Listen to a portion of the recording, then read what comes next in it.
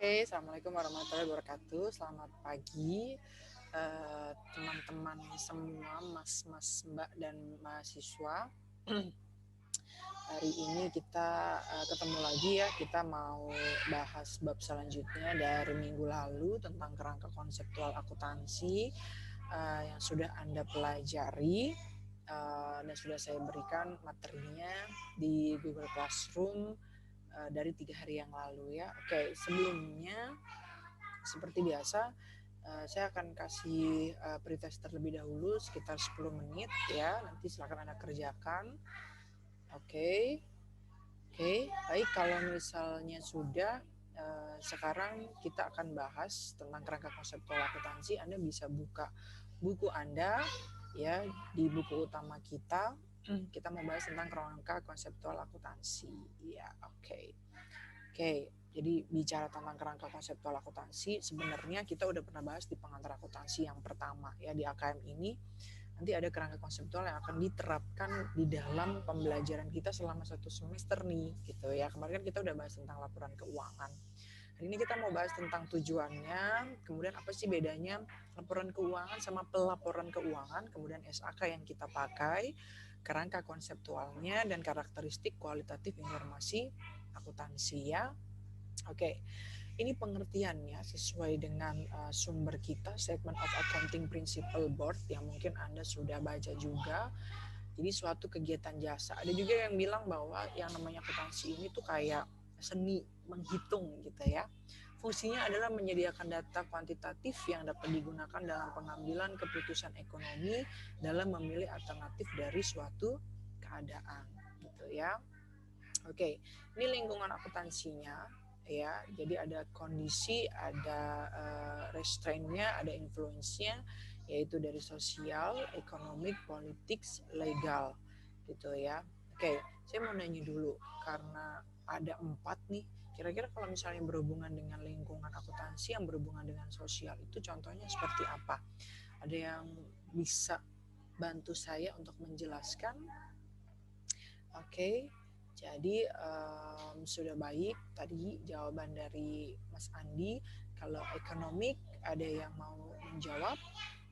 Oke.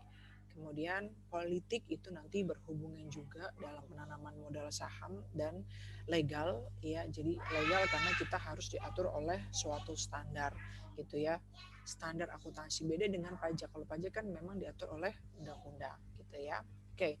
Ini dan alokasi kapitalnya dia. Ada financial reporting di mana financial informasi itu dibutuhkan oleh si company untuk membuat membuat keputusan gitu ya dari mereka, apakah mereka akan mengalokasikan dananya ke atau modalnya atau kapitalnya ke sebuah company.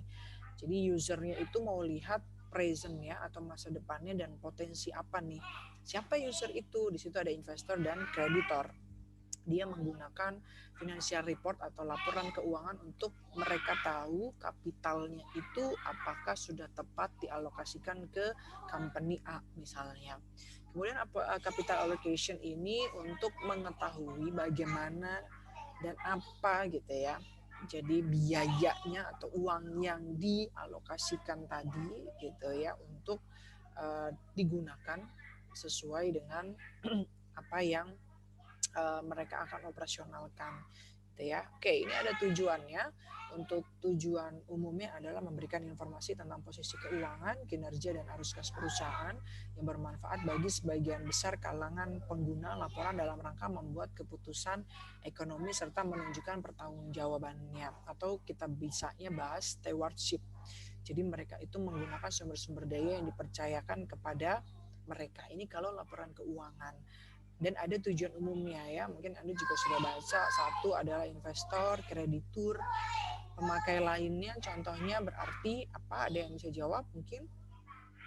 Oke, betul, good. Ada pemerintah gitu ya, kemudian ada karyawan ya. Kalau investor ya tentu saja untuk menanamkan sekuritas mereka. Kreditur contohnya adalah ya baik Mbak Arini, betul, bank gitu ya. Jadi membuat keputusan untuk sesuatu yang rasional nanti mereka dapatkan dari penanaman kapital tadi ya, kemudian berguna untuk menaksir prospek arus kas di masa depan gitu ya, karena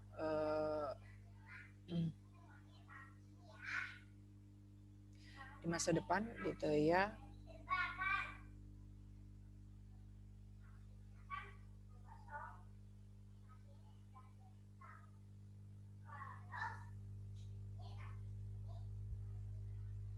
Oke, mohon maaf ya. Jadi pemberian tadi ya prospek arus kas masa, jadi nanti ada yang namanya forecasting. Kemudian memberi informasi tentang sumber daya perusahaan, tagihan-tagihan untuk sumber daya tersebut beserta perubahan-perubahan di dalamnya. Oke, kita mau langsung ke intinya nih ya. Laporan versus dengan laporan keuangan. Oh, ternyata ada bedanya gitu ya. Kalau pelaporan itu meliputi laporan keuangan dan cara-cara lain untuk melaporkan informasi termasuk prospektus dan analisis manajemen. Jadi kalau menurut Anda, luasan mana antara laporan dengan laporan keuangan?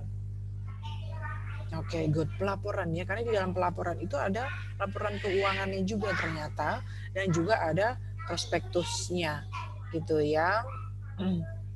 Oke, ini sesuai dengan standar ekonomi yang berkembang tentang laporan dan laporan keuangan. Jadi dimulai dari tahun 1929 gitu ya. Ada depresiasi ekonomi di Amerika Serikat, ini juga berhubungan erat sama akhirnya perubahan pencatatan di dalam akuntansi. Kemudian di tahun 1934 dibawahi oleh SEC ya, kemudian ICPA, kemudian berubah lagi jadi IEP 1939, mungkin Anda juga belum lahir gitu ya. Kemudian dari situ berubah lagi jadi APB, kemudian FASB ya. Sekarang kita menggunakan IFRS. Cuman IFRS ini akan disesuaikan dengan lingkungan gitu ya, atau karakteristik dari sebuah negara. Jadi nggak bisa begitu aja diterapkan. Kita mengerti IFRS padahal di Amerika Serikat itu tidak keseluruhan mereka menggunakan IFRS gitu ya.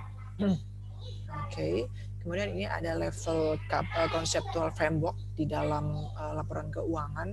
Jadi nanti bentuknya adalah segitiga. Saya mau nanya dulu, first level consists of objective itu berarti objektifnya ya.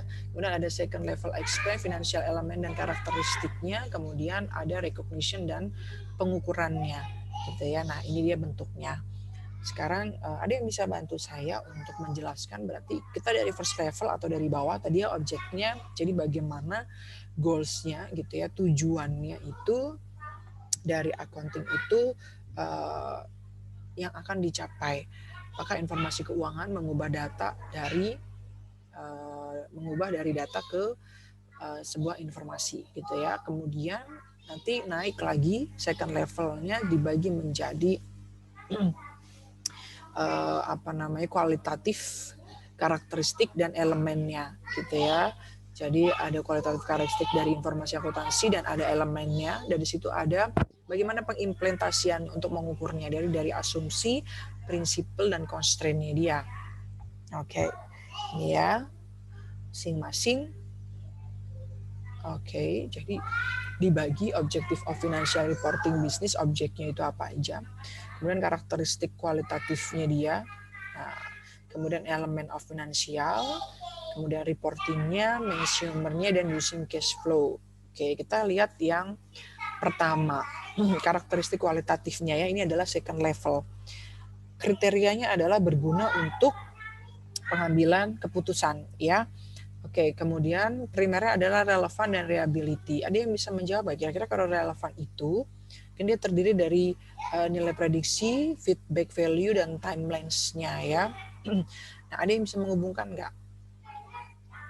Oke, jadi kalau relevan gitu ya, berarti dia harus relevan terhadap informasi yang akan disajikan. Jadi angkanya dari buku besar, dari pencatatan jurnal yang ada gitu ya, kita nilainya bisa prediksi, kita bisa mengubah datanya. Nah, di situ nanti ada feedback value yang juga harus relevan dengan angka yang kita sajikan, dan waktunya itu harus tepat waktu. Jadi contoh mau untuk 1 bulan bisa, 3 bulanan, 6 bulanan, quarter, atau 1 tahun setiap periode gitu ya. Kemudian reliability atau reliabilitas berhubungan dengan variabilitas, kemudian faithfulness dan netral ya. Variability berarti bisa kita verifikasi gitu ya. Jadi tidak kalau kata orang Jawa tuh gak blur gitu ya angkanya ya. Kemudian bisa direpresentasikan faithfulness gitu ya. Dia punya kekuatan gitu ya. Kemudian neutrality.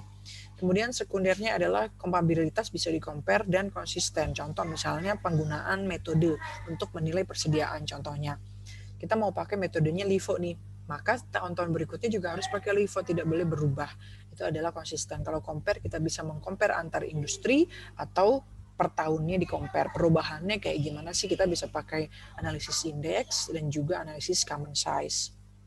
Oke, ini adalah para pemakai laporan keuangan untuk decision maker, pengambilan keputusan tadi ya, investor, kreditor gitu ya. Kemudian kualitas spesifik pemakainya. Nah ini ya penjelasan masing-masingnya. Jadi kita punya variabilitas daya uji, kemudian punya faithfulness-nya gitu ya, dan netral, harus bersikap netral gitu ya. Oke, untuk refresh-nya coba Anda jawab pertanyaan pertama. Jadi ini ada primary quality tadi ya, secondary, pervasive, dan user specific quality. Oke, yang pertama primary quality berarti dipasangkan dengan apa? Oke, relevan, good. Sekarang reliability, kemudian secondary terdiri dari mana aja tadi ya? Oke, good ya.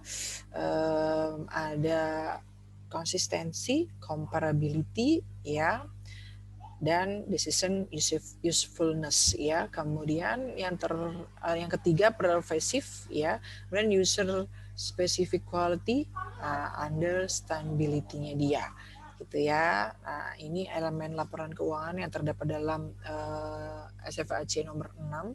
Aktiva, kewajiban, ekuitas, modal disetor, distribusi to owner, comprehensive income, laporan laba rugi, pendapatan, biaya, gain, dan loss gitu ya. Ini konsep pengakuan dan pengukurannya tadi kan kita punya yang namanya tadi ya prinsipal gitu ya. Kemudian asumsinya gitu. Nah, ini asumsi dasarnya adalah economic entity, going concern atau kelangsungan usaha, kemudian monetary unit, dan periodicity. Berarti tadi ya dalam satu periodik itu tidak harus 1 tahun. Kemudian prinsip dasar adalah historical cost, berarti dia diakui sesuai dengan nilai historisnya dia. Kemudian revenue recognition principle, pendapatan. Matching principle itu berarti persamaan akuntansi, dan full disclosure berarti pengungkapan 5 laporan keuangan yang ada gitu ya. Ada constraint, ada cost and benefit relationship-nya gitu ya, apa yang kita dapatkan dari kalau kita memanfaatkan laporan keuangan dan materialitasnya gitu ya. Oke, selesai untuk penjelasan hari ini gitu ya. Nanti saya akan berikan Anda soal yang bisa diunggah di download di Google Classroom ya. Kemudian nanti silakan Anda kerjakan. Waktunya juga sudah saya tentukan. Nanti kalau misalnya ada yang kurang jelas bisa Anda tanyakan melalui WA pribadi gitu ya. Jangan sungkan. Oke, terima kasih untuk hari ini. Mudah-mudahan bermanfaat ya. Selamat pagi, jaga kesehatan semuanya. Assalamualaikum warahmatullahi wabarakatuh.